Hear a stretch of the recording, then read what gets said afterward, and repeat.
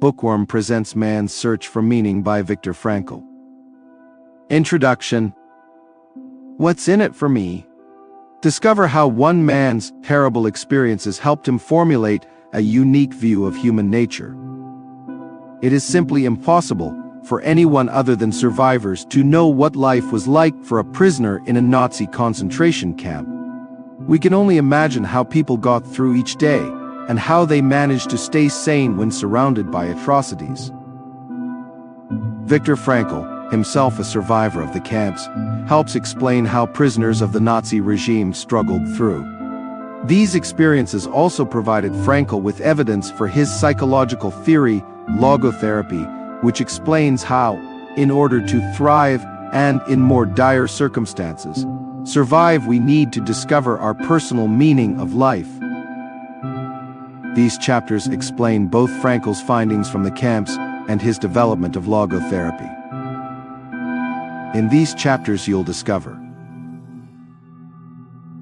how to find meaning in your life, how the concentration camps suck the hope out of prisoners, and how some people can find humor in even the worst situations. Chapter 1, OF8. Prisoners' first reaction to the concentration camps was shock, first in the form of hope, then despair. Today, everyone has at least some awareness of the horrible, inhumane acts that were carried out in the concentration camps across Germany and Eastern Europe under the Nazi regime. Likewise, the targets of Nazi violence during the Holocaust had at least some inkling of the terrible fate that awaited them. Because of this, you'd think that the initial reaction upon entering the camps would have been fear. Reactions, however, were split into three distinct phases. The first phase began upon arrival at the camp, or even as inmates were being transported. Prisoners were so shocked at what was happening that they desperately tried to convince themselves that, somehow, everything would be all right. Most prisoners had heard horrific stories about what happened at the camps, yet, when they themselves were sent there, they told themselves that things would be different for them. Those who arrived at the death camp Auschwitz, for example, were sent to the left or right as they exited the train, one group for hard labor and one for immediate execution. However, none of them knew what these groups meant. Due to the shock of arriving at the camp, the prisoners succumbed to the delusion of reprieve, falsely believing that the line they were in would somehow mean an escape from certain doom. During this first phase, the prisoners who hadn't yet become accustomed to the horrors of the camp were terribly frightened by everything that went on. Newly arrived prisoners couldn't manage the intensely emotional experience of watching other prisoners being punished in the most brutal ways for the most trivial offenses. Confronted with grotesque brutality, they soon lost their hope and began to see death as some kind of relief. Most, in fact, considered suicide as a way out, perhaps by grabbing the electrical fence around the camp. Chapter 2, OF8. After a few days in the camp, prisoners fell into a state of apathy, which allowed them to concentrate on survival. Following their initial shock, prisoners soon became used to the horror and death that surrounded them, thus becoming emotionally dull. Instead, all their thoughts and emotions were focused on survival. Rather than muse about feelings like love or desire, for example, prisoners mostly talked and even dreamed about food or any other kind of vital, life-sustaining satisfactions that we normally take for granted, but which were severely limited in the camps. While prisoners hid from the horror in the first phase, the dull emotions of the second phase acted as a shield, giving them the constitution to both live through the everyday cruelties of the camps and grab any opportunity to improve their own chance of survival. For example, after several people died during a typhus outbreak in one of the camps, prisoners in the second phase no longer felt disgust or pity as they gazed at the corpses. Instead, they saw an opportunity to grab leftover food, shoes, or other clothing items from the now deceased prisoner.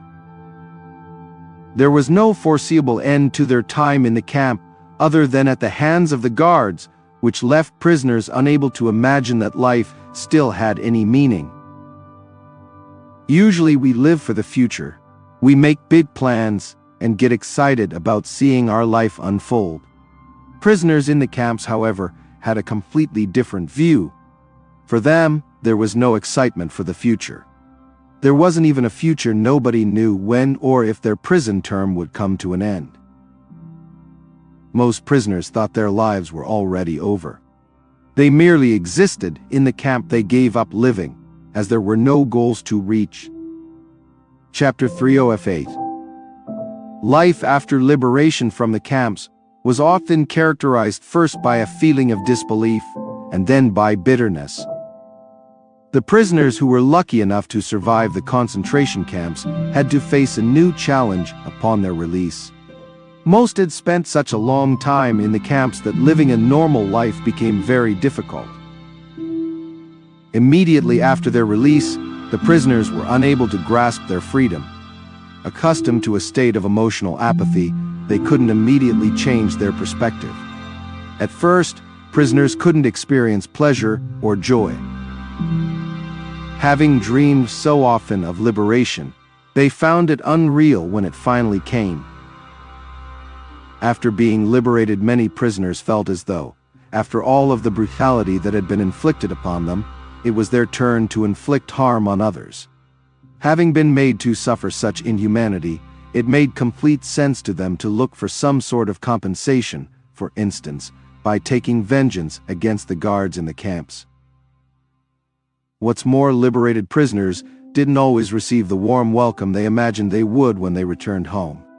Unfortunately, many prisoners came home only to find that their family had been killed and their towns turned to rubble. But their bitterness wasn't just about lost family and friends. They hoped for compassion, expecting that their suffering would be understood. All too often, however, the people they talked to after release, those who had never seen a concentration camp, would only shrug and tell that they too had suffered, for example, from rationing and bombing. While returning to a normal life certainly wasn't easy for the liberated prisoners, after a while most of them managed to enjoy their lives once more and be happy that they'd survived the Holocaust. Chapter 4 OF8. Prisoners concentrated on their inner lives to distract themselves from what was happening in the real world. So far, we've seen how prisoners suffered inside the camp. But how was it possible to protect their sanity and survive the horrors? In essence, it all came down to where they placed their focus. For some, imagining their loved ones and reminiscing about the past made it possible to mentally escape the terror and brutality of their environment. In fact, those who were able to find at least a bit of happiness in their memories were often better able to survive than others. In the brutal reality of the camps, they had no relief, as they were forced to do hard labor in the cold with little more than rags on their backs. Love, however, could bring them fulfillment. A nice conversation with their loved ones, even if only in their imagination, was something the camp guards couldn't take away from them. Even the smallest slivers of memory were able to bring relief. Mundane things like switching on the lights in their own bedrooms back home. A few of the prisoners found solace by immersing themselves in nature and humor. An idyllic sunset or a cute bird could offer the inmates a fragment of happiness, even if it was only fleeting. Prisoners managed small gatherings during their half-hour lunch break, during which they tried to distract themselves from their reality, for example, by songs or other small performances. There were even rare moments when prisoners found their sense of humor. This humor often involved imagining the future after being released and joking about how their camp routines might affect later situations. For example, sitting at the family dinner table, they might forget where they were and ask for soup from the bottom of the bowl, where the few nutritious peas would be found in the camp cookpots. Chapter 5 OF8. Most prisoners accepted their fate, but some tried to make decisions whenever they could. The freedom to choose, whether it's picking out our outfits, our lunches, or the charities to which we donate, is something we all take for granted. Of course, in the camps, nothing could be taken for granted. The ability to decide for oneself took on a completely new meaning. Most decisions were a matter of life or death, and many prisoners were afraid to make them. Sometimes, for example, prisoners were ordered to go to another camp. However, the prisoners were kept in the dark about the true destination and the meaning of the transfer. The guards sometimes referred to these as rest camps, but no one could be certain that they weren't being led to the gas chambers. So, once prisoners realized that they would be sent elsewhere, some would become desperate to change that decision. This was sometimes possible if they worked harder for their captors, for example, by volunteering for extra shifts. Yet there was also the possibility that their new camp would actually bring them relief. There was simply no way for them to know what decision would be best, and thus many prisoners decided that they should not intervene in their fate. There were other prisoners, however, who were determined to maintain even the tiniest freedoms, and therefore grabbed any opportunity to make decisions. Despite their miserable conditions, these prisoners tried as far as was possible to live in accordance with their own values. Their spiritual life, for example, was something that couldn't be taken away from them. Although they might have to abandon their rituals, they could still decide to live up to high moral standards. For instance, some prisoners would give bread to those who were in greater need, even though they were hungry too. Chapter 6, OF8. According to logotherapy, our motivation to act stems from our life's meaning. The author witnessed many terrible scenes in the camps. During that time, he realized again and again that people need meaning in their lives in order to have something to look forward to. Indeed, the prisoners who could maintain this meaning were stronger and more resilient than those who had lost it. This observation helped confirm many ideas from his own theory of psychotherapy, logotherapy, which posits that our search for meaning is the greatest motivation in our lives. There is plenty of research that supports this idea. For example, in a study from Johns Hopkins University, students were asked what they considered to be central in their lives. The vast majority, 78%, reported that finding a purpose and meaning in life was most important to them. When we're unable to find meaning in our lives, we're left with what is referred to as an existential vacuum. People who are unable to live according to their values, or feel like their lives have no meaning, will find a kind of emptiness inside themselves. You don't have to undergo serious trauma to experience the existential vacuum. Just take the widespread Sunday neurosis, for example, which occurs when people start to relax after a structured week of hard work, only to realize that their lives are totally devoid of substance. Logotherapy aims to help people find meaning, and thus prevent the negative consequences that could result from a persisting existential vacuum. Chapter 7, OF8. There is no general meaning of life. Everyone's life has its own specific meaning in a given moment. Knowing how important it is to find a purpose in life, we're left asking ourselves how we go about finding our own. Indeed, many people believe that, in order to make the right choices in life, they must first discover their life's purpose. Logotherapy, however, suggests that the opposite is true. It's how we act, and it's the responsibility we feel toward our choices that determines our meaning. For example, the prisoners in the concentration camps who were able to maintain a purpose in life did so based on the choices that they made. The decision to look for beauty in nature or help others in greater need gave them a purpose, a realization that they were not beaten and could keep going.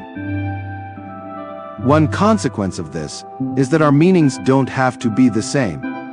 In fact, everyone has his own meaning of life. If you ask a chess grandmaster the best move, she'll tell you that there is no best move in general. There is, however, a best move depending on the varying situations during the game. The same applies to life's meaning. There is no general meaning of life, and life's meaning depends on each individual's unique set of circumstances and decisions. Logotherapy aims to help people understand the possibility that their lives can have meaning, and that everybody has to figure out his life's purpose according to his own decisions. The meaning of life has no restrictions. For example, you might discover that your new job at a recycling startup offers you personal meaning, for example, feeling like you're part of a positive contribution to the world, or it could go beyond the personal and involve society and social conscience, for example, seeing the improvement in other people's lives. Chapter 8, OF8. You can manage your fears by actively pursuing them. Although the ultimate goal of logotherapy is to help patients find the meaning of life, that isn't its sole application.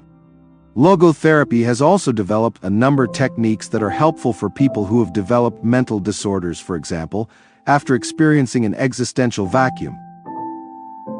Logotherapy is able to accomplish this by focusing on the internal rather than external factors that affect patients.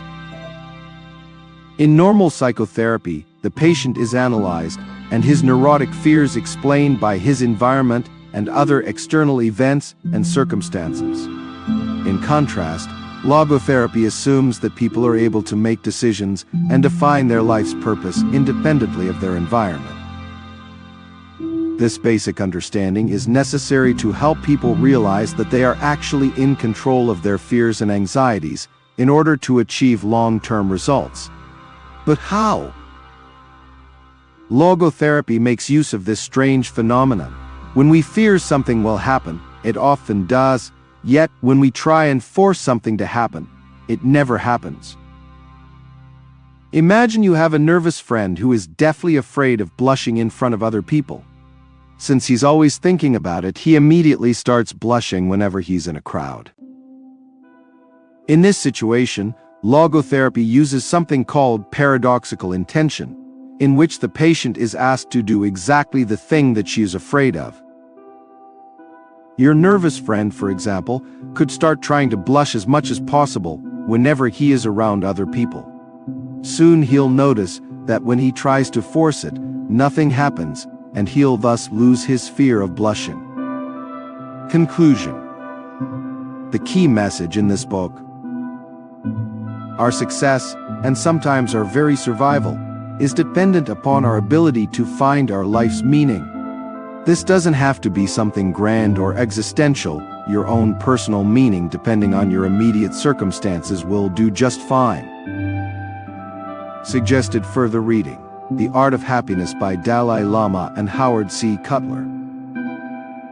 The Art of Happiness is based on interviews of His Holiness the Dalai Lama conducted by the psychiatrist Howard C. Cutler. The combination of Tibetan Buddhist spiritual tradition with Dr. Cutler's knowledge of Western therapeutic methods and scientific studies makes this a very accessible guide to everyday happiness.